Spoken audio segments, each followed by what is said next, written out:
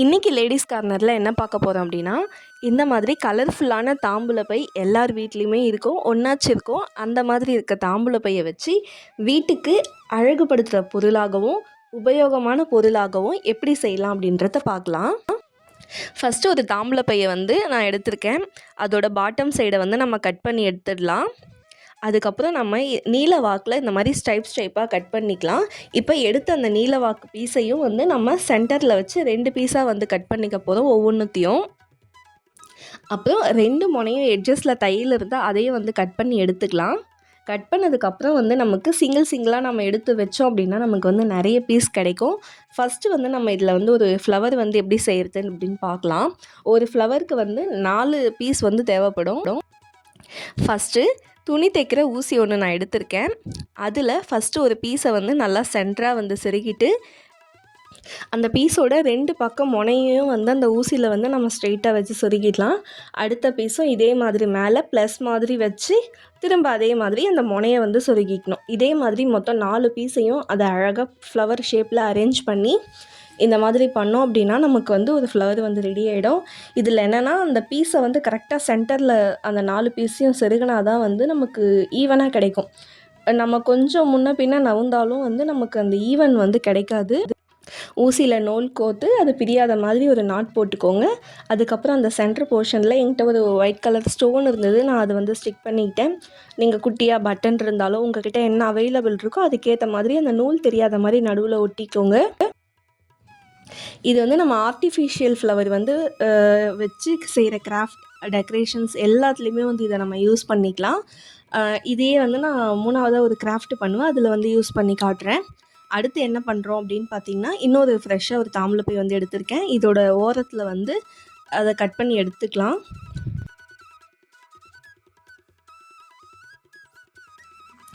அதுக்கப்புறம் ஒரு 2 இல்லைனா 3 இன்ச் நான் தோராயமாக சொல்கிறேன், ஒரு பட்டை நம்ம கட் பண்ணி எடுத்துக்கணும். இப்போது இந்த தாம்பூல பையோட ஹேண்டில் சைடும் நம்ம கட் பண்ணி எடுத்துக்கலாம்.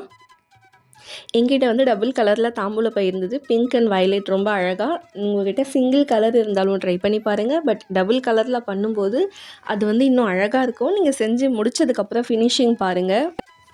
இப்போ பட்டையாக ஒரு 2-3 இன்ச் தோராயமாக நான் சொல்கிறேன், அந்த திக்னஸ்க்கு ஏற்ற மாதிரி நீங்கள் கட் பண்ணி எடுத்துகிட்டு அதை 2-4 நீங்கள் மடிச்சுட்டு கத்திரிக்கோலில் இப்போ நான் கட் பண்ணிகிட்டு இருக்க மாதிரி மெல்லிஸாக கட் பண்ணணும். ஃபுல்லாக கட் பண்ணிடக்கூடாது. ஒரு பக்கம் இந்த மாதிரி ஆஃப் இல்லைனா 3/4 வரைக்கும் அந்த பீஸ்க்கு அது மாதிரி ஃபுல்லாக கட் பண்ணிக்கணும். வாடகை வீட்டில் இருக்கவங்க அதிகமாக வீடு ஷிஃப்ட் பண்ணுறதுனால நிறைய திங்ஸ் வீட்டுக்கு டெக்கரேட்டிவ் ஐட்டம்ஸ் வாங்காமல் இருப்பாங்க. அது ஷிஃப்ட் பண்ணும்போது உடையறதுக்கும் வாய்ப்பு இருக்குது. இந்த மாதிரி நீங்கள் ஈக்கோ ஃப்ரெண்ட்லியாக நீங்கள் செய்யும்போது இதை ஈஸியாக ஷிஃப்ட் பண்ணிக்கலாம், உடையாது. முக்கியமாக காஸ்ட் சேவிங்காகவும் இருக்கும்.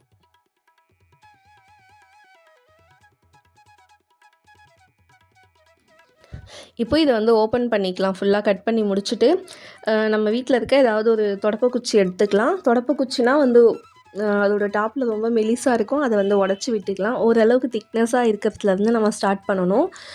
ஃபஸ்ட்டு எட்ஜஸில் கொஞ்சமாக ஃபெவிகால் அப்ளை பண்ணிவிட்டு அந்த குச்சியில் இதை நம்ம ஒட்டிக்கலாம்.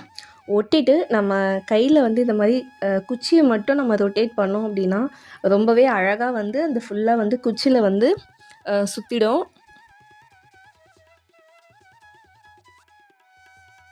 இது ஃபஸ்ட் டைம் பண்ணும்போது கொஞ்சம் கஷ்டமாக இருக்க மாதிரி இருக்கும், கொஞ்சம் ஸ்லோவாக பண்ணுற மாதிரி இருக்கும். ஒரு 2-3 நீங்கள் பண்ண ஆரம்பிச்சிட்டிங்க அப்படின்னா கை ரொம்ப ஈஸியாக சுற்ற ஆரம்பிக்கும். வீட்டில் நிறைய பேக் இருக்குது, இதெல்லாம் வச்சுட்டு என்ன பண்ணுறது அப்படின்ட்டு முழிக்கிறவங்க கண்டிப்பாக அதெல்லாம் ட்ரை பண்ணி பாருங்கள். வீட்டை டெக்கரேஷன் பண்ண மாதிரியும் ஆச்சு, ஸோ டைம் பாஸாகவும் இருக்கும். நமக்கு டைம் பாஸ் ஆகுதோ இல்லையோ நம்ம இதெல்லாம் பண்ணும்போது குழந்தைங்க பார்ப்பாங்க. ஸோ அவங்க ஒரு ஆர்ட் அண்ட் கிராஃப்ட்லேயோ அவங்களோட இந்த மாதிரி ப்ராஜெக்ட்டுக்கு யூஸ் ஆகலாம். அவங்க ஆர்வமாக அவங்களே இதெல்லாம் பண்ணி கொடுக்கறதுக்கு ஹெல்ப் பண்ணுவாங்க. அதனால் நம்ம அந்த டிவி ஃபோனில் இருந்து பிள்ளைங்களை கொஞ்சம் நேரம் இதில் எங்கேஜ் பண்ணிக்கலாம். இது ஃபுல்லாக பண்ணி முடித்ததுக்கப்புறம் எட்ஜஸ்லேயும் அதே மாதிரி ஒரு ஃபெவிகால் போட்டு ஒட்டிடலாம். ஒரு பைக்கு தாராளமாக 4-5 பூ பண்ணிக்கலாம், நீங்கள் கட் பண்ணுற சைஸை பொறுத்து. நான் ஒரு 4 பண்ணியிருக்கேன். இது வந்து குச்சியில் எந்த அளவுக்கு வருதோ அந்த அளவுக்கு சுற்றிட்டு அடியில் வந்து நம்ம ஃப்ளார் வாஸில் தான் வைக்க போகிறோம். அதனால் அது ப்ளைனாக இருந்தால் ஒன்றும் பிரச்சனை இல்லை. இதோட ஃப்ளவர் பார்ட் வந்து ரொம்ப ஷார்ட்டாக வைடாக இல்லாமல் கொஞ்சம் நல்லா நீளமாக இருந்தால் இது உள்ளே வந்து போடுறதுக்கு ரொம்ப அழகாக இருக்கும். நான் ஏற்கனவே சொன்ன மாதிரி பாருங்கள், அது டபுள் கலரில் இருக்கிறதுனால அது எவ்வளோ அழகாக இருக்குது அப்படின்ட்டு.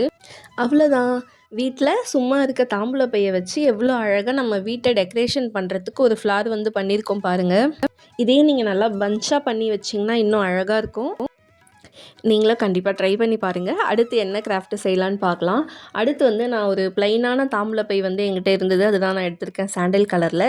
இது நல்ல நீளமாக இருந்ததால் வந்து நான் இதை வந்து 2 பேக்கெட்ஸ் வர மாதிரி நான் மடிச்சிருக்கேன். இந்த மாதிரி இது வந்து 2 பக்கமுமே வந்து நம்ம தையல் போட்டுக்கலாம். இது ஆல்ரெடி ப்ளைனாக இருக்கிறதுனால நான் வந்து இது கூட அடிஷ்னலாக கொஞ்சம் அழகாக இருக்கணும் அப்படின்றதுக்காக 2 பக்கமுமே வந்து வீட்டில் சும்மா இருக்க லேஸ் வந்து நான் வந்து எடுத்திருக்கேன். இதை வந்து அப்படியே ஸ்டிக் பண்ணுறதா இருந்தாலும் பண்ணிக்கலாம், இல்லைன்னா 2 பக்கம் தைக்கும்போது சேர்த்து இந்த லேஸையும் வச்சு நம்ம ஒரு தையல் போட்டுக்கலாம். இப்போ பாருங்கள், நான் இதை தைச்சி எடுத்து வச்சுருக்கேன். இப்போது இதில் வந்து வீட்டில் வந்து சும்மா இருக்க ஒரு ஆங்கர் தான் வந்து எடுத்திருக்கேன். இதையுமே வந்து இந்த தாம்பூல பையோட டாப்பில் வந்து வச்சு நம்ம தைச்சிக்கலாம். இதை வந்து ஃபுல்லாக தைக்க முடியாது, ஏன்னா வந்து அந்த ஆங்கர் 2 பக்கமும் இடிக்கும் அப்படின்றதுனால சென்டர் போர்ஷனில் மட்டும்தான் நான் தைக்க போகிறேன். ஆனால் அதில் ஒரு ப்ளஸ்ஸும் இருக்குது, என்னன்னு சொல்கிறேன் வாங்க. இப்போ பாருங்கள், அது சென்டரில் ஃபுல்லாக தைச்சிட்டேன். 2 பக்கமும் இருக்க கேப்பில் வந்து இந்த ஆங்கரை வந்து நம்ம கழட்டிக்கலாம். இதை நம்ம வாஷ் பண்ணும்போது ஈஸியாக வந்து ஆங்கரை கழட்டிட்டு வாஷ் பண்ணலாம். அதுக்கு நீங்கள் ஆங்கரில் சென்டரில் வந்து கொஞ்சமாக ஒரு உடச்சி விட்டுடணும். அப்போ தான் வந்து அது ஈஸியாக கழட்டி மாட்ட முடியும். இப்போது ஆங்கரை வந்து ஃபிக்ஸ் பண்ணதுக்கப்புறம் இதில் வந்து சென்டராக வந்து நம்ம ஒரு தையல் போட போகிறோம். உங்களுக்கு எத்தனை தையல் வேணுமோ போட்டுக்கலாம். இது வந்து ஃபுல்லாக அப்படியே விடுறதா இருந்தாலும் விட்டுக்கலாம். பட் தையல் போட்டோம் அப்படின்னா இன்னும் கொஞ்சம் நல்லா ஸ்டிஃபாக அதில் பொருள் வந்து வச்சா இருக்கும் அப்படின்றதுனால. இப்போ பாருங்கள், சென்டர் போர்ஷனில் நான் ஒரு தையல் போட்டுட்டு ஒரு பக்கம் அப்படியே விட்டுட்டேன், இன்னொரு பக்கம் நடுவில் இன்னொரு தையலும் வந்து போட்டிருக்கேன். இப்போ வந்து நான் ஃபஸ்ட்டு பண்ண ஃப்ளார் இருக்குது பார்த்தீங்களா, அது வந்து இதில் நான் அது வந்து ஸ்டிக் பண்ணிட்டேன். நீங்கள் எடுக்கிற தாம்பூல பை வந்து உங்களோட செவுத்து கலருக்கு வந்து கான்ட்ராஸ்ட்டாக இருக்க மாதிரி எடுத்துக்கோங்க. இதை வந்து நான் எங்கே மாட்ட போகிறேன் அப்படின்னா பாத்ரூமில் தான் வந்து மாட்ட போகிறேன். இதில் வந்து பேஸ்ட்டு நான் 2 பக்கமும் தனித்தனியாக வந்து செருகியிருக்கேன். அப்போ தான் வந்து நமக்கு வெயிட் வந்து பேலன்ஸ் ஆகும். அதுக்கப்புறம் ப்ரஷ்ஷஸ்ஸு, யூஸ் பண்ணாத சோப்பு, ஷாம்பு எல்லாமே வச்சுக்கலாம். இதில் நம்ம ஆங்கர் அட்டாச் பண்ணியிருக்கிறதுனால நமக்கு வெயிட் வந்து நல்லா பேலன்ஸ் பண்ணும்.